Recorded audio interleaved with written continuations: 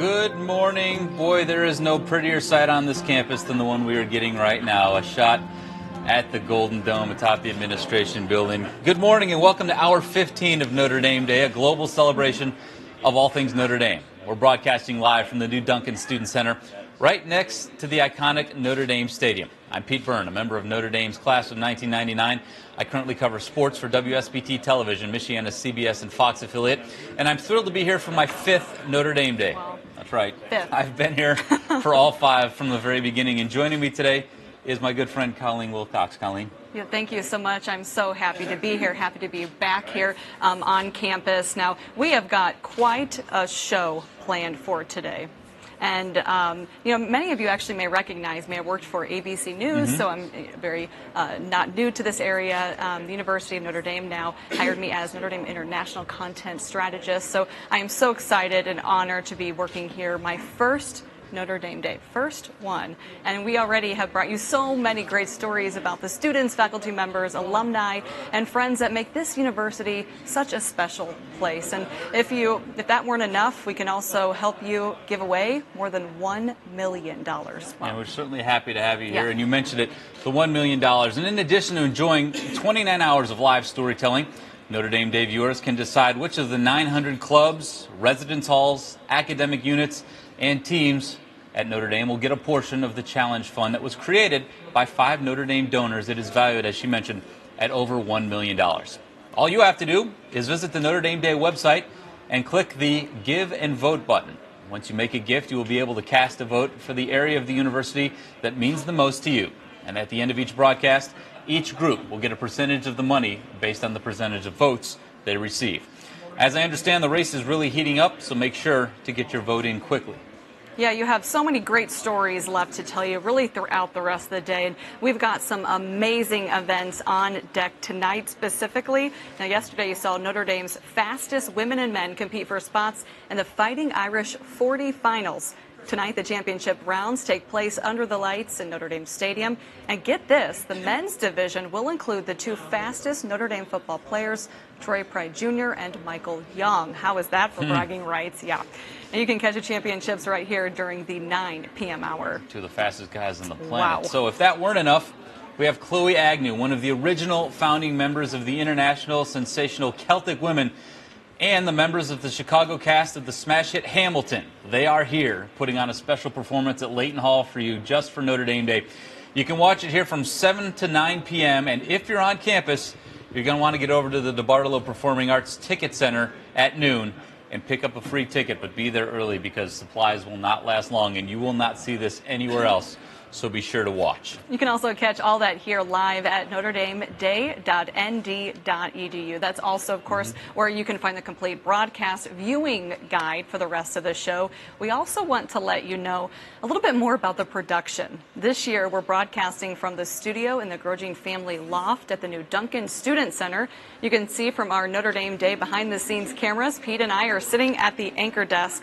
This is located on the 2nd floor, and to the right, hey guys, we have an interview area. Out in front of us are all of the people who make this day possible, from the floor managers to our camera crew and producers. Let me tell you, they are great. Down to the main floor, we have our social media center and Hiller Family Midfield Performance Stage. Of course, that's where student competitions, performances, and demonstrations take place, and hourly updates from our social media team.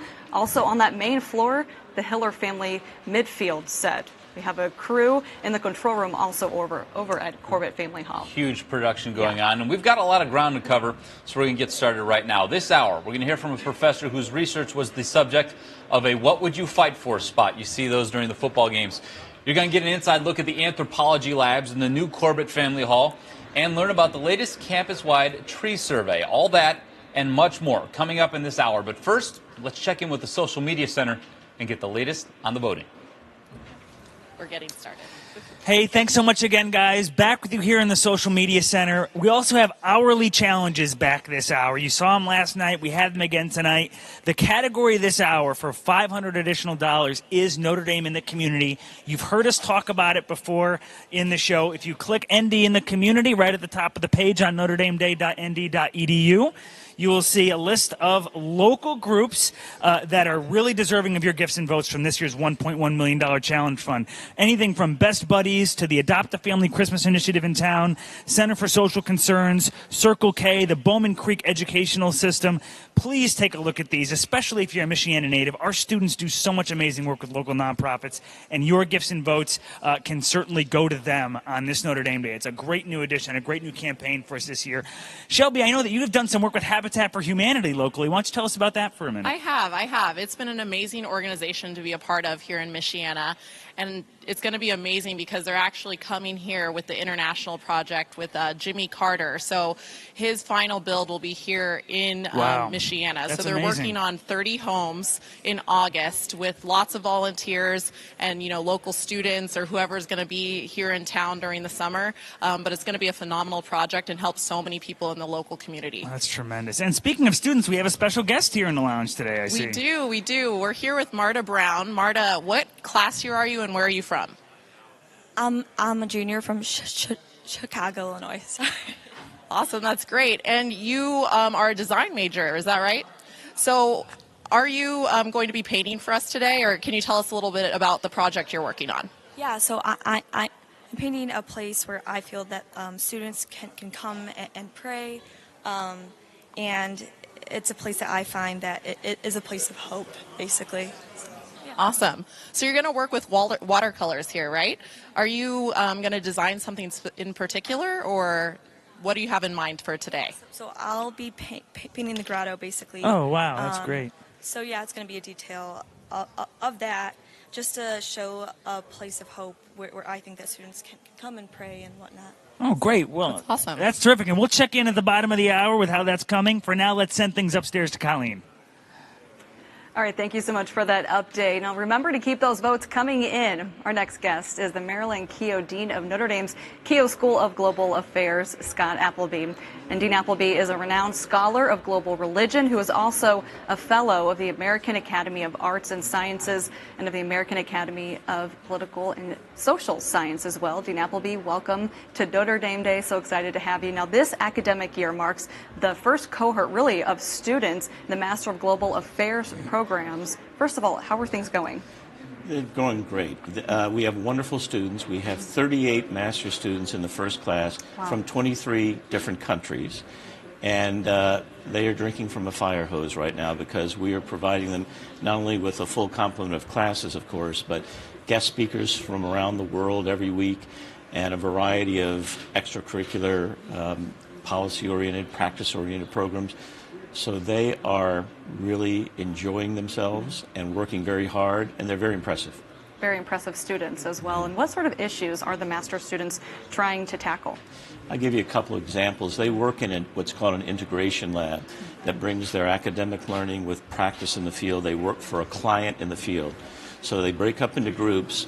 One group is working in Kenya on the question of decentralizing the government. What research can they do comparatively about the way governments are structured to make for more efficient, transparent, honest governance in Kenya? Another group is working with the U.S. Catholic bishops on migration and refugee issues. How do we do better about resettling refugees? How do we affect policy? So there's a range of issues, including a group that works on anti-poverty measures around the world. So they're engaged right away in global issues. Diving in right away. What opportunities does the Keough School offer undergraduate students? Well, we have Peace Studies major and minor, an International Development Studies minor, and we think we're about to open next year a very robust 10-course undergraduate major in global affairs. So there'll be more and more undergraduate students studying in the Keough School, and we're looking forward to that. And talk about the need, too. So many students interested in studying that. Yeah, it's one of the most popular majors in the country. And this generation of students is so connected, and they're aware of global needs. And Notre Dame students, of course, always want to give back. They are concerned with social issues. They are concerned with poverty, migration, climate change. And so they naturally gravitate to these issues. And the Keough School recently moved into its new home at the newly constructed Jenkins-Nanovic Halls. So how is that new location working it's terrific. for you? And it's one of these beautiful Notre Dame buildings with great capacity. A nice feature of it is that all of us in the Keough School who are working on peace and conflict, human rights, economic development are also in the same building with the economists, the political scientists, the sociologists. So there are many disciplines working together to solve problems. That's important, working together and collaborating. Yeah. Now, how do you see the Keough School expanding in the future? Well, we've got a lot of gaps to fill still.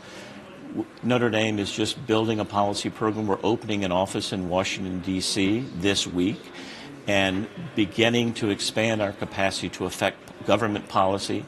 That's very important, translating our research into real change.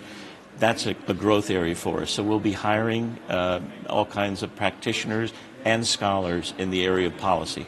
So a lot of growth in the future. A lot of growth. And what do you want students to know, too? I'm sure there are a lot of projects that you guys are working on overseas. Talk about a little bit more about some of those projects. Yeah, the students take their summer of their, some of them take the entire summer of their second year. Others in the Peace Studies program take 6 months, and they go to different sites around the world working on a particular problem. So one group, for example, is working on the question of global surgery. We have a wonderful colleague at Harvard, John Mira, who is trying to figure out how do you provide basic surgery for so many places around the world where people need it and do not have it. So our students aren't going to solve all these problems by themselves, obviously, but they're going on site, trying to figure out what does the healthcare system in this particular context look like, how can they research and think about and interact with other disciplines and partners on the ground to try to come up with effective solutions. Wow, that's incredible. So quickly, what's next for you guys? What's next for the program? What's next is growth. Next year we add another 35 to 40 students. Wow. So the master's program will still be small in focus, but it'll have about 80 students in over a 2-year period. We expect a couple hundred undergraduates to be studying, and that number will grow. So we're on a growth trajectory, and we're also creating networks and partnerships with other universities in this area. And we have a real advantage, and that's the Catholic Church, the oldest transnational global network in the world, with schools and hospitals and clinics and presences literally almost all over the world. Notre Dame's been very good at working with the church. The Keough School wants to contribute to that, and especially on these global problems. All right, what an incredible program. I want to thank you so much, Dean Appleby, for joining us today. All right, now we're going to check in with Ryan Harris at the Hiller family midfield set. Ryan. Thank you so much. We are thrilled now to be joined by Fighting Irish legend and all-time leading rusher, Autry Denson. The 2018 season will mark Denson's 4th year back on campus as Notre Dame's running backs coach. Autry, welcome back to Notre Dame Day. Thanks for being here. Oh, no problem, man. Thank you for having me. Well, let's start with the normal Notre Dame welcome, dorm and major. What'd you do here while you were here? I was management information systems, and I started in Grace when they used to be, the towers used to be dorms, and I finished in O'Neill. All right, all right. Now, you're from originally Fort Lauderdale area. You were heavily recruited by Florida State. How's a guy from Florida and Florida State at the time recruiting you heavily get here to Notre Dame? You know what, man? Little guy by the name of Coach Lou Holtz came in and did a great job of just presenting what Notre Dame was about and being the things that make Notre Dame, the distinctions, the education, the character, the faith, as well as the football, the complete package. It was the only school that offered all of those things, and so I had to jump at it. And still the only school that offers Still all the only those school, things, right? absolutely, Yeah. absolutely. While you were playing and during your years, did you ever know you were going to come back and be the running backs coach here? Is that a dream you had? Nah, not at all, man. When I retired from the NFL, I never even wanted to go into coaching. I literally accepted my calling to go into ministry, and then God brought me back to coaching, high school at first, and then a couple years in college. And before I knew it, man, I was blessed to come back here to Notre Dame. With your faith and all the production you had on the football field, what's it like to bring your family back here to Notre Dame? You know what? That might be one of the coolest aspects of it because my children have been associated with Notre Dame just because of me. So for the most part, those stories or those affiliations have been through me. Now being able to be back here, they're starting to have their own Notre Dame experiences and Notre Dame stories. So as a father, man, it's pretty cool that they have their own Indy experience. Absolutely. And then, of course, let's talk about the football field now. You're losing Heisman Trophy candidate Josh Adams. There's no, drop-off of talent that's here. We always have a good reservoir at Notre Dame, but what can we expect this upcoming season? You know what, man? I'm excited for the challenge too, because like you said, we've had Josh for a couple years, and he was so reliable and so stable, man. But now we have what I like to call a lot of versatility in a position in regards to what skill sets the guys can do. So it's a good challenge for me that I can get these guys up and going. And you know how this thing goes, man. It's next man up. So we got some young backs that are hungry, ready to prove themselves, and that's why they came to Notre Dame. And then what about, we just finished up the blue gold game. What did you like from those young running backs that you saw in the game? The ability to make plays, extend plays. We saw Jafar Armstrong get in the game and really provide a nice spark. He finished one. Dexter Williams continued to mature in his progression, just being a complete back. Tony Jones Jr. Running really hard in between the tackles. And Jameer Smith came in and did a really good job with Mick Asaf, one of our walk-ons, being able to contribute. What is it like to give that walk-on a chance? I mean, you know what it's like to be a star at Notre Dame, but you also played with walk-ons that you saw put in the work every day, and now you get to say, hey, walk-on, get on in there. Absolutely, man. That is the biggest compliment, and it's a reward. The other guys, they rally and enjoy it just as much as they do, and we know, man, it's a sacrifice by all of our guys to be here, and it gives us a chance to honor the sacrifice that our walk-ons make on a daily basis, too, for our program. Last question, what's the goal of the 2018-19 season? The goal is, man, as Coach Oates would say, we want to go in there every week and we want to be the best team in the stadium. If we can do that every week, man, good things will happen. Well, thank you, and thank you so much for joining us here at Notre Dame Day. And we're going to kick it back up to Pete in the Grosjean family studio loft. Pete? All right, thanks, Ryan. Thanks, Autry. Good to have the 99s representing today. Our next guest now is a civil and environmental engineering and earth sciences professor whose nuclear forensic research was featured recently in the university's What Would You Fight For series, which you may have seen on NBC. Please welcome to the program Professor Antonio Simonetti. And welcome to Notre Dame Day. It's a pleasure to have you here. First off, for the benefit of the sportscaster in the room, what is nuclear forensics? Well, essentially, nuclear forensics is the technical investigation of nuclear materials so as to determine fingerprints or signatures, chemical signatures of nuclear materials.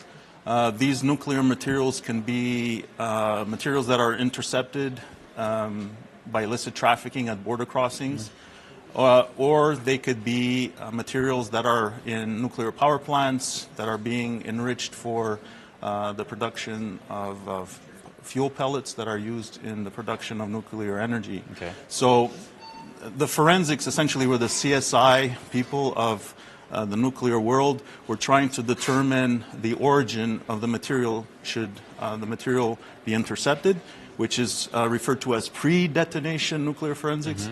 And God forbid if nuclear materials were included in a bomb, that's referred to as post-detonation nuclear forensics. So in the post-detonation side of things, we're trying to look for the fuel signature in the blast material. Wow, this is really important global work. I know you were recently awarded a very large grant by the U.S. Department of Homeland Security, almost $2 million. Tell me a little bit more about your research and how it specifically relates to Homeland Security. Right. So the grant, the focus or the goals of the grant are threefold. One is to characterize as much of the raw material, the uranium ore that's used in the production facilities for nuclear energy. So looking at the mineral uraninite, which is a uranium oxide mineral. So characterizing as many of the deposits that contain uraninite worldwide so that we have a baseline signature to then cross-relate any fingerprints that we get from illicit material that's intercepted. The second goal is to train the next future generation of nuclear forensic scientists. There is a bit of a shortage in the national lab scene of nuclear forensic sciences. There's an aging going on, and so it's important to have a new generation to take over this very important role.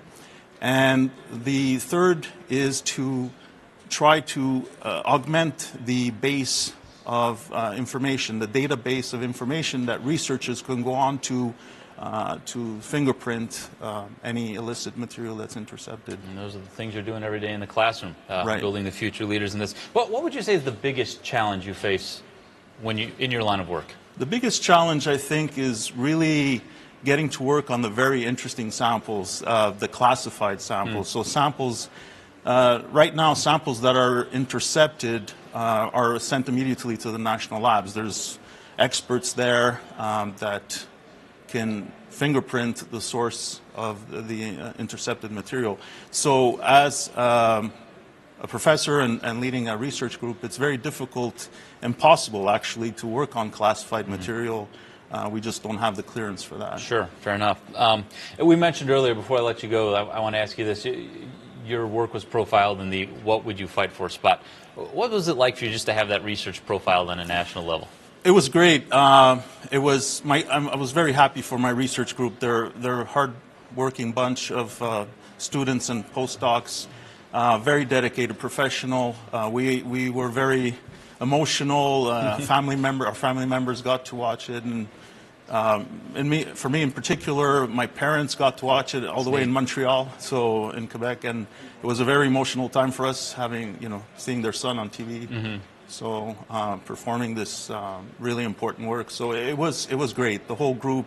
I was happy for my group. Their work was profiled at a national level, and I was happy to see that. It's very cool, and we were happy to have you here, Antonio. Appreciate the time. Okay, thank you very much. Thanks for taking a few minutes. Again, fascinating work, also very timely, so we appreciate what you're doing. We're going to take a quick break, but we will be back with much more Notre Dame Day right after this.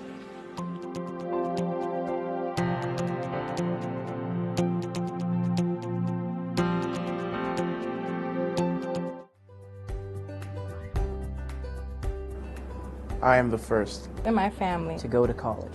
But not just any college. I'm going to Notre Dame. I grew up the son of a carpenter and a high school teacher. Until I was about 8 years old, I was sleeping on a couch in our living room. College was not an option financially for any of us. I was actually on Notre Dame's campus, and I had been speaking to a financial aid counselor. And he told me that I just had to worry about the cost of transportation. And I literally screamed. My voice broke and I was overwhelmed. I couldn't actually believe it. I called my mom and I told her, you don't have to pay anything. If my donor was standing right here, I'd give him a big hug, tell him, I'm here because of you. The opportunity to attend Notre Dame has been the greatest gift of my life. Thank you. Thank you. Thank you. Thank you.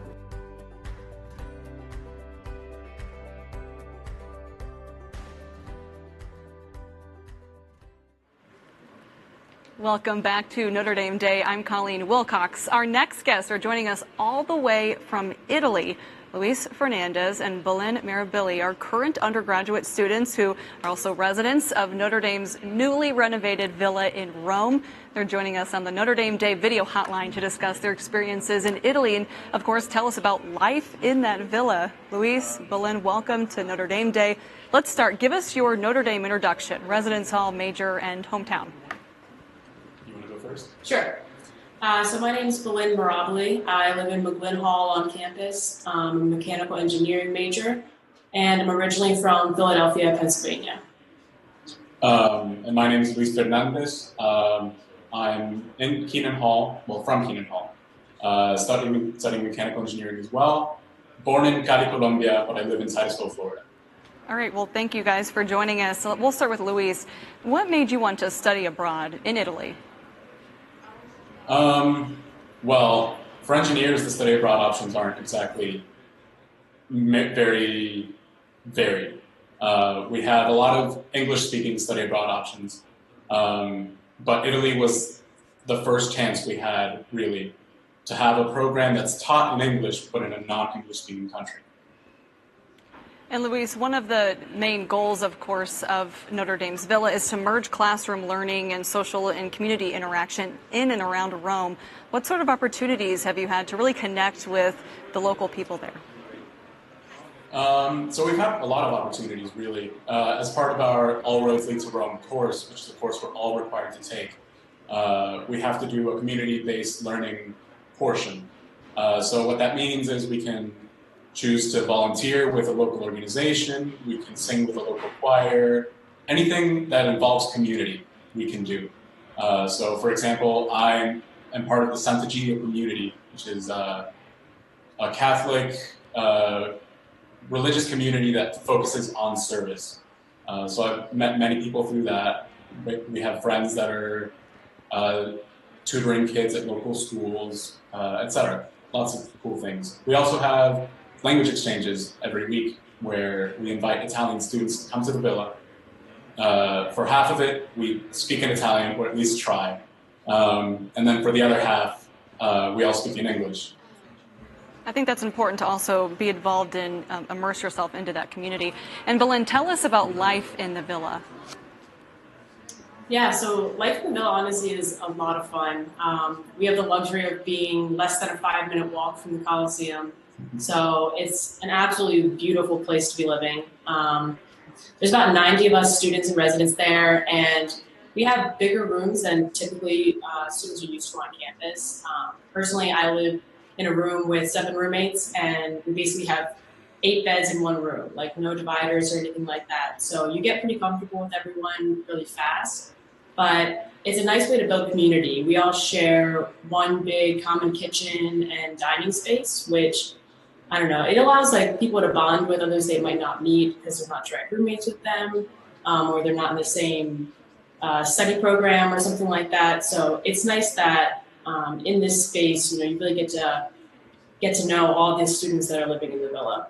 No, that makes sense. That's why so many students are interested in going there. And lastly, Belen, could you tell us, what advice would you tell current students that are thinking about studying abroad, specifically staying at the villa? Yeah, so anyone who would be considering coming to Rome, it's definitely nice to know that the villa is in an awesome location. You can get to anywhere in the main center city of Rome by foot, and Rome is a great city for walking. So since the villa is so centrally located, you'll have access to so many great places. And there's a lot of luxuries that come with being in the villa, but I think one of the best things is that you'll really get close to all the people in your program, which is one of the coolest parts about being in Rome here. Incredible place, incredible program. I work for Notre Dame International, so I know you work with a lot of my colleagues there. Thank you guys so much for joining us. We appreciate it. All right, now we're going to go live to Karishma Desai. Karishma? Thanks, Colleen. I'm here at the Anthropology Labs in the new Corbett Family Hall with Notre Dame Professor of Anthropology, Mark Schur. Mark, welcome to Notre Dame Day. Thank you. Thank you very much. Sure. So what do these... Tell me about this new space here. Okay, well, we're at Corbett Family Hall on the stadium on the 2nd floor, and the entire Department of Anthropology is on the 2nd floor. And for the first time ever, the entire department is together in one place. So that, for us, is really transformational. In the past, we had our offices in one building and our labs in another, and it's really hard to work on projects and work with students. But now we've got one space with a 100-yard-long hall where we can all work together. And we see our department, keeping the Notre Dame family tradition, being together in one space really helps us do that. It's really appropriate to be in Corbett Family Hall for something like that. That's great. And what do these new spaces like this lab we're in mean for the anthropology department? This really enhances our research and our ability to teach. We have a lot of projects. We have several different types of labs, from everything from chemistry labs to, this is an archaeology lab where we lay out artifacts that we found and study them and identify them. We can look at some of those. And it really lets us, we have a place where we can go from our office seamlessly to our lab, working with students. If a student has a question, they can just come over and ask us, and we could have a teachable moment right then. And also space like this helps us attract really top talented faculty and excellent grad students and postdoctoral researchers to our department. That's great. And you lead a course that involves an archaeological dig at an old college here on campus. What's that course? Okay, that course is part of the Summer Scholars Program. The Summer Scholars bring high school students to Notre Dame to experience 2 weeks of the Notre Dame experience. And as part of that, the director, Paulette Curtis, asked if I would do an archaeology dig. So we have students come in and do a dig for 2 weeks by the old college building where the campus was founded. And we look for artifacts from the early era and try to understand what people were doing through their artifacts. There's very few high school digs. We're probably one of only a handful. So it's a really great experience. And I've got some examples. We find things a lot of, this is probably, this coffin bottle probably had flavoring. There was a bakery actually in the college. A toothbrush handle of bone, believe it or not, tells us about early life. And we've got pottery and a white clay pipe bowl that dates to that era. Wow. So students dig this up, they study it, they learn about it, and they learn about Notre Dame's history and archaeology. And can you tell me a little bit more about your dig at the Midewin National Tall Prairie. Yes, yeah. Illinois. Yes.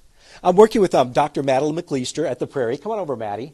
And she can help tell us about this. We've been have a project with the Forest Service where we're learning about ancient prehistoric life there. And also we're trying to help the Prairie figure out how they should reconstruct it based on the kinds of plants and animals that were found. And Dr. McLeister, she's an example of the kind of talent. She's just got a PhD from Chicago, and this is where we can attract really top researchers from this kind of facilities. But maybe you could tell a little bit about what we're finding at Middle Grant Creek. Sure. I think one of the big questions for archaeology is, we have kind of a suite of big questions about how people were living, just what they were living in, what they used in their daily lives, and what their economy looked like. And we had some ideas about that for Middle Grant Creek, for Northern Illinois generally. But what we're finding there is that everything is more interesting and very different than we thought. So one thing I can show you here is we have this shell from all the way coming from the west coast of Florida. So what that tells us is that we have trade networks that extend, as well as this metal here. So we have trade networks that extend all the way from Florida to Canada, which is really exciting. Yeah. And I'm sure having this new building, these new resources really help the anthropology department. They do. We really can That's accomplish great. our mission so much better. And thank you again for joining us, Mark, on Notre Dame Day. Thanks so much for inviting me. Now let's check back in with Pete in studio at the Grosjean Family Loft. Pete? All right, Karishma, thank you very much. The Medieval Institute at Notre Dame is renowned for its scholarship on the cultures, languages, and religions of the medieval period. In fact, the Institute is home to the largest contingent of medievalists at any North American university. And here to tell us more about the Institute is the Robert M. Conway director, Tom Berman. Tom, welcome to Notre Dame Day. Pleasure to have you. Thank you very much. Thank you for having me. I want to start with, Notre Dame has been able to build such an exceptional medieval program over the years. How have they done that? Well, one of the ways they did it is they started early. So the Medieval Institute was founded in 1946, was the first institute founded at the University of Notre Dame, was the first place that Notre Dame gave PhD degrees, was in medieval studies. And over the years, they continued to invest in medieval studies. So when Father Hesburgh arranged for the building of the Hesburgh Library, he set aside a whole floor, the 7th floor of the Hesburgh Library, as the Medieval Institute.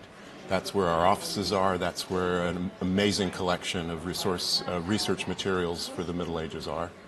And then there have been important gifts from supporters of Notre Dame that have helped sustain this, particularly gifts from Robert Conway, after whom my chair is named. And that has allowed Notre Dame to recruit an enormous number of faculty studying everything from Old English and Old Norse literature to medieval Arabic literature, to Islamic theology, to Byzantine art history, almost every area of medieval studies in the whole Western Eurasia. We have people who work in those areas who are distinguished international scholars. Very, very broad topics. I know as the director, you've been focused on getting the community and the Institute more engaged with each other. How have you gone about doing that?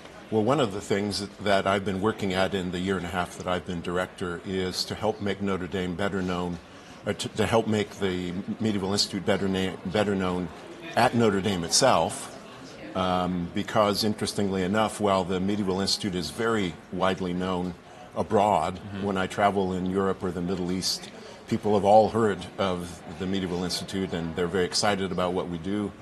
They want to come here and be part of conferences. But on campus, very intriguingly, the Medieval Institute is not necessarily that well known. I meet many students who had no idea it existed, many alumni who don't, and a fair number of faculty don't really know of the long tradition we have of excellence in research and graduate education, undergraduate education in these areas. So one thing is to do things like this and actually get out on campus and talk, but the other thing is that we want to connect much more effectively with the local community here in South Bend. So we're beginning to work through the Office of Public Affairs on launching programs in public schools to begin recruiting students to think about the Middle Ages when they're in middle school and high school. Okay. So these are a couple of the initiatives we're taking. And one thing that may help, we talked about this off camera, is kind of the rise in pop culture surrounding Game of Thrones and Lord of the Rings in recent years. That's kind of shed light on your area of work. Why do you think the interest in that suddenly? Well, in some ways, it's not a sudden interest. Okay. In many respects, the study of the Middle Ages, especially in North America, has been driven by images of the medieval past that are deeply embedded in our culture, beginning with the novels of Walter Scott, which have this very romantic image of the Middle Ages and inspired many people in the 19th century. The works of J.R.R. Tolkien. Mm-hmm. I mean, Sure. basically, if you scratch a medievalist, especially my generation, maybe get them a drink or two, they'll admit that reading The Lord of the Rings as an adolescent was part of what drew them to this part of our own tradition, which is both in some ways very foreign and in other ways is very familiar. And I think it's that foreignness and familiarity that draws us. And then once we start investigating, we find that the Middle Ages is deeply relevant to the present. Relevant in as much as, for example, it was the Middle Ages that invented universities. The whole notion of a university is a high medieval European invention, and we're right in the middle of one that functions in many ways like a medieval university. So there are all kinds of ways in which we discover that this medieval period is actually crucial to who we are right now. Mm-hmm. Fascinating stuff. Well, Tom, we're out of time, but I want to thank you for joining us on You're Notre quite Dame Day. welcome. And it was a pleasure talking to you. Maybe we'll have to get that drink and scratch. There we go. service. Let me know. I'll be happy. All right. I'll even buy the first one. All right, Tom, thank you. We're gonna move now to the Hiller family midfield set now and turn things over to Ryan Harris. Ryan? Thanks, Pete. I am here now with Alex Bars, offensive lineman for your Fighting Irish. You may have seen them this last weekend in the blue-gold game in action, dominating, I think, each other, really, at the end of the day. So, hey, Alex, welcome. Thanks for having me. So, first and foremost, you were voted captain. Congratulations. Thank you. How did that go down? How did you find out you were going to be a captain? Well, we voted earlier in the spring, and we voted for 3 captains. And unfortunately, I wasn't in the top 3, but he left the 4th vote for other guys to raise their level of leadership. And he called us in on Friday, well, Saturday morning after we voted on Friday, and told the team that I was lucky enough to be the 4th captain. Wow, man. Yeah. That must have just been an amazing feeling. Who'd you call first when you were done? Actually, I didn't call anyone. I let my family figure it out on their own. I wanted to focus on the spring game. It was a huge honor, obviously, but I just wanted to lock in, focus. They'll figure it out on their own. Now, you got a new offensive line coach this year, Jeff Quinn. Yes. What's that been like already this spring working with him? Great. You know, Harry held us to such a high standard, and Coach Quinn's done a phenomenal job of keeping us to that standard. So the transition's been pretty easily. Different coaching styles, but a lot of the same technique, which is great. And then you have a new strength and conditioning coach as well, Coach Bayless. What's that program been like? Awesome. I mean, Coach Bayless is unbelievable for us. He pushes us further than we think we can take ourselves. So that's what we need to build that mental toughness to play 4th quarters and finish games. Now, here at Notre Dame, we live with regular students, and we also go to school. So what's your dorm and what's your major? It's Keogh Hall, Kangaroo, K-E-O-U-G-H.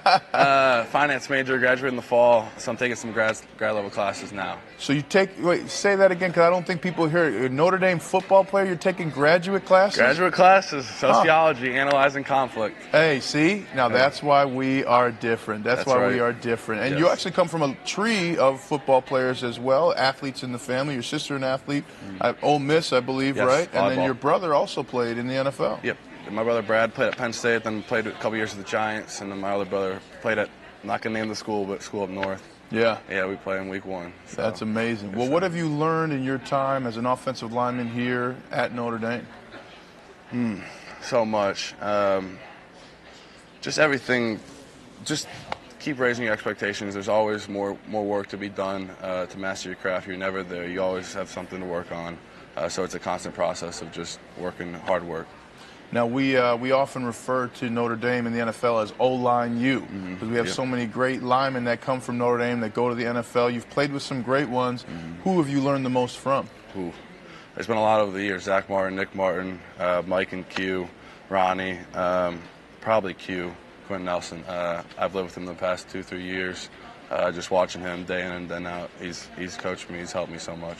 And what's your goal as a team this season, the Fighting Irish? National championship, without a doubt.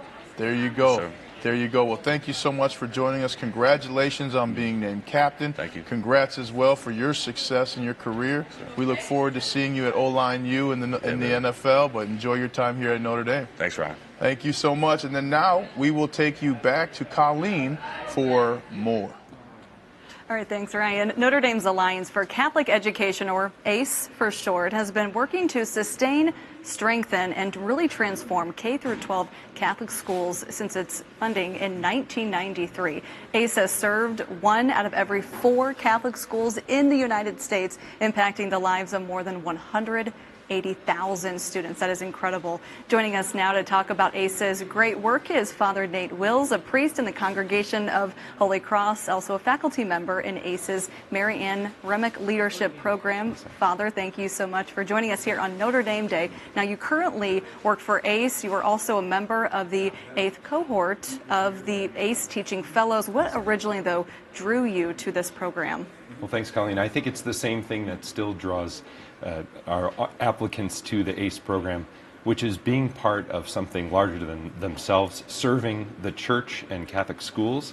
And as our founder, Father Tim Scully, likes to say, we're more than a program, we're a movement in Catholic education. And I think people are drawn to serve our Catholic schools for a 2-year service program in our ACE Teaching Fellows. And they just come to that wanting to serve and teach. Absolutely. And how does ACE's work play into the university's larger mission? So the University of Notre Dame, in many varied ways, brings the best of what we know to bear on the problems of the nation, the world, and the church. And we do that in ACE by really bringing the best of what we know to the problem of many Catholic schools closing and a shortage of great teachers and leaders in Catholic schools. We've been doing this for the last 25 years, and in fact, this fall, ACE celebrates its Silver Jubilee. And yeah, it's a great moment of celebration, especially for the nearly 2,000 teachers and leaders that we've formed over these 25 years. They're having this amazing impact throughout our nation. Our graduates are in business, in philanthropy, and many are still in education. 75% of our graduates are still in education, and in fact, several of them are superintendents at Catholic dioceses throughout the world, throughout the nation, in Chicago, Denver, Dallas, Detroit, San Jose, and San Francisco. Wow. And based on my experience, we have some amazing educators out there working for Catholic education. And so let's talk about some of the major developments that you've seen over the last few years. Yeah, so in this past year, we've seen some really great developments in the Alliance for Catholic Education, specifically our American Indian Catholic Schools Network that are serving 5 tribal schools, over 1,300 kids in these schools, and it's a great mission. Our Blended Learning Initiative, where my colleague Elizabeth Anthony and I are working in 5 schools in the Archdiocese of St. Paul, Minneapolis, also in Indianapolis, to empower teachers with technology so that they can give an education befitting of the uniqueness of each child as a child of God. And then finally, our expansion to St. Patrick's Catholic School. You'll hear from our principal, Keith Galley, in 1140. Okay. And, it's a great mission. Absolutely. Let's talk about some of the areas, too, that ACE is going to be really focusing on over the next few years. Yeah, our Notre Dame ACE Academies are a really strong part of what we do. We have 2 goals in these schools, making our students ready for college and heaven.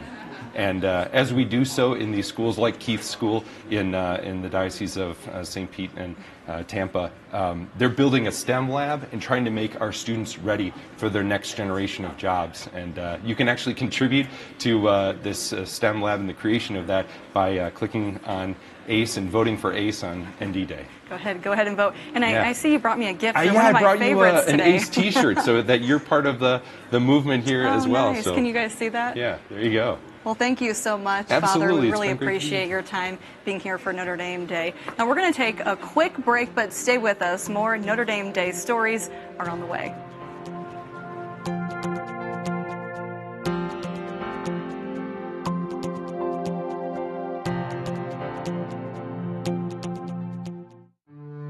An Irish blessing.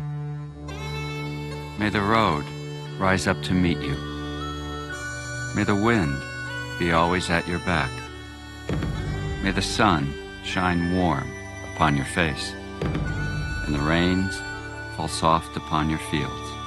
And until we meet again, may God hold you in the palm of his hand. We are the University of Notre Dame. The world needs a university that educates men and women who accept their responsibility to serve others. We will strive to build a community where education, inquiry, and faith combine to respond to the demands of justice. This is our goal. Let no one ever say that we dreamed too small.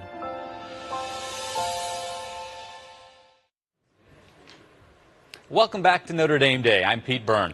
About every 25 years since 1966, botanists complete a survey of all trees, vines, and shrubs on the University of Notre Dame campus.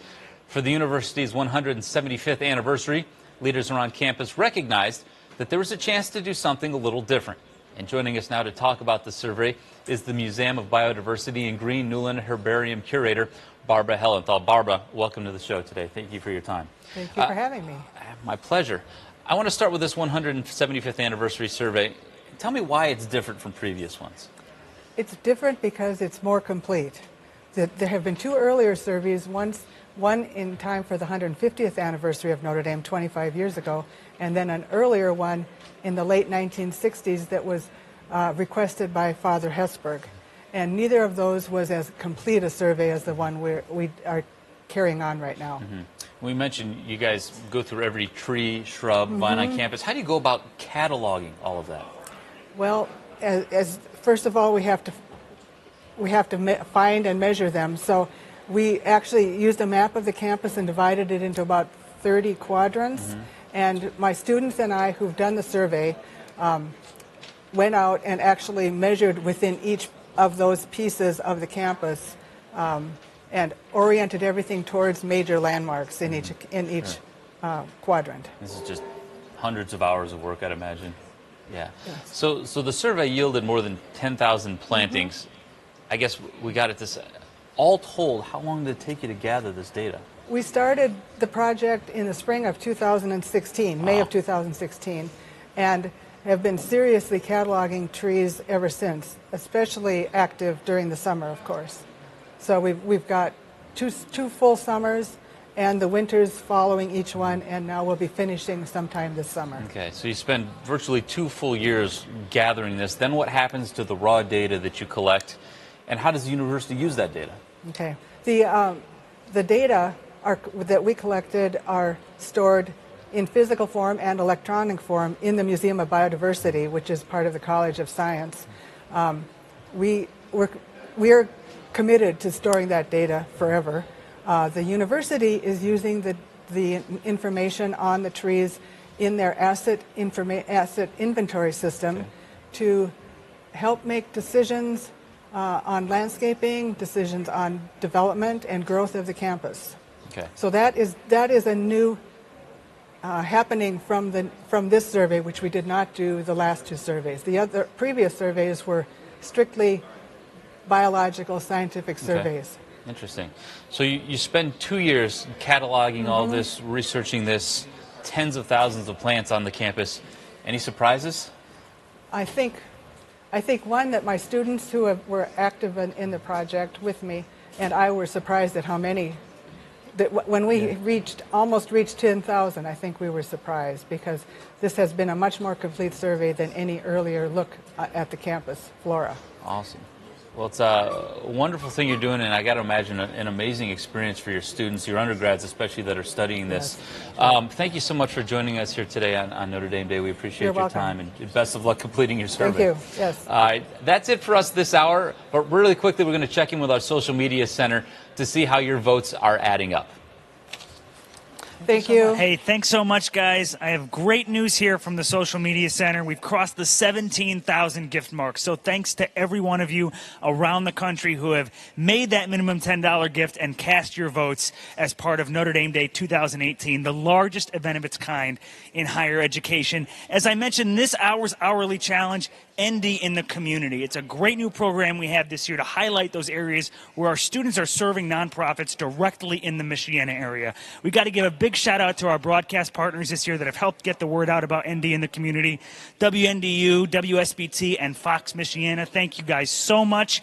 Some of these great areas here, we know that they're nonprofits that you've heard of. Best Buddies, the Ronald McDonald House, the Center for Social Concerns on Campus, Circle K. All of these groups can help get a share of this year's $1.1 million challenge fund. So make that minimum $10 gift and cast your votes.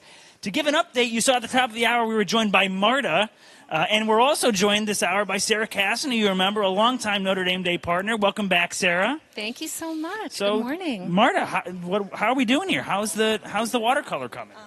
So I tried to paint the grotto, and I focus on doing broader washes or whatnot, and then I went in and did darks and lights to show more contrast and the value to it as well.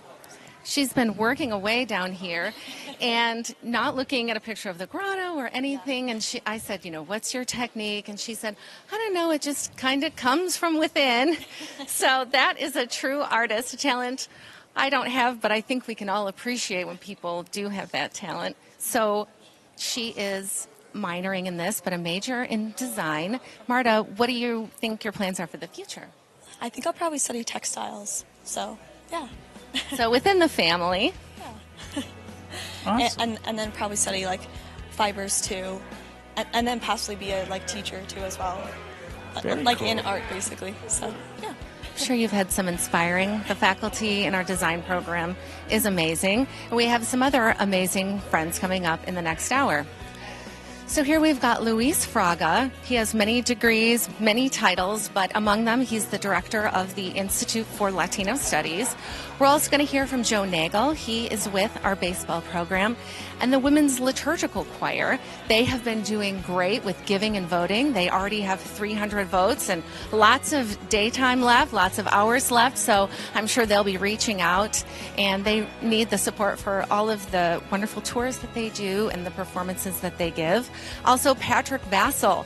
He's from the class of 2007. It's produced a lot of wonderful graduates like our friend Jonathan. 07 was a big year. Big year, Sarah. Big year. So he is the associate and supervising director for a little production you may have heard of, Hamilton. So we will be hearing from Patrick. He's got to have lots of exciting things to say about that. And then finally, Brian Blagg, the new director for the Warren Center for Drug Discovery. We'll see you at the top of the hour.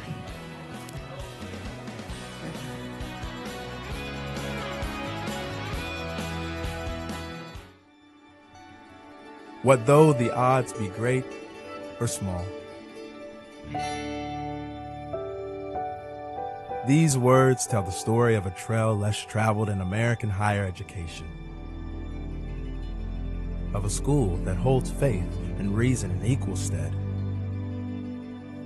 A place that continues to defy expectations, proving again and again that religious faith, academic excellence, and athletic achievement can do more than simply coexist. They can complement and challenge one another, as together they enrich the mind, body, and spirit of tomorrow's leaders. It speaks to the bold vision of our founder, a young Holy Cross priest who just 9 days into the life of the University of Notre Dame du Lac audaciously declared that it would become one of the most powerful means of doing good. Oh, how right he was. From our humble beginnings in a log chapel in the north woods of Indiana to the boardrooms, living rooms, and laboratories of present-day America and beyond, Notre Dame's loyal sons and daughters have rallied to Father Soren's bold vision. And now, we too are called to be bold, to make a choice about the kind of university we want to be. to determine the size of our aspirations, the scope of our mission, and the extent of our impact on the world. Today, we renew Father Soren's abiding dream to be the world's leading Catholic university. As we bring Notre Dame's unique perspective to bear on the major issues of our time, pushing the boundaries of innovation and discovery with new generations of students who have the skill, courage, and desire to make a difference.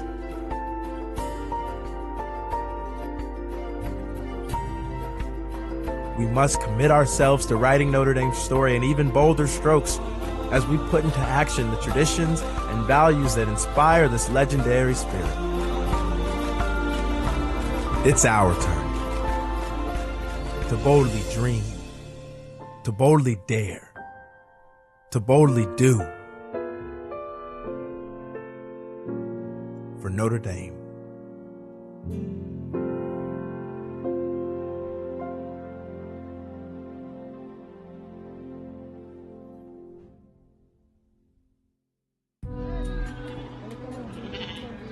Life is tough in Dandora. Crime thrives here. It's also the location of the city's primary dump site, an environmental hazard. I started selling fruits to support my family when my husband's work was not going well, but I had problems. I work outside and had to close up in bad weather. My fruit would rot if it sat too long, and when business got bad, I had no money for new inventory. I didn't know what to do. In conjunction with Notre Dame's Ford program in Human Development and Solidarity, a team of Notre Dame economists examined wealth and poverty in Dandora, Kenya. Many people in developing countries run small businesses, and often international aid is injected with little effect. We wanted to understand why these businesses weren't thriving or even surviving. Kenya is my home. It was wonderful for me to apply my classroom learning to real-world challenges, specifically working to understand and break the cycle of poverty that strangles poor communities in my country. Notre Dame's study compared the impact of teachers versus mentors. One group of small business owners received formal classroom training, while another group received a mentor from the local business community. My mentor, Lina, encouraged me to sell nuts during the cold season. They don't go bad as quickly as fruit, and it was her idea for me to open this cafeteria. The businesses run by women who had mentors yielded the best results. Their profit increased by 40%, and that's amazing, no matter where in the world you're doing business. Thanks to my mentor and thanks to Notre Dame, my business is thriving. Now I can afford to feed my children and send them to school, and that brings me the greatest joy of all. The University of Notre Dame asks, what would you fight for? Fighting to end poverty. We are the Fighting Irish. For a national championship or overtime. Ogumbawale for the win. Good! Enrique Ogumbawale wins the national championship for Notre Dame.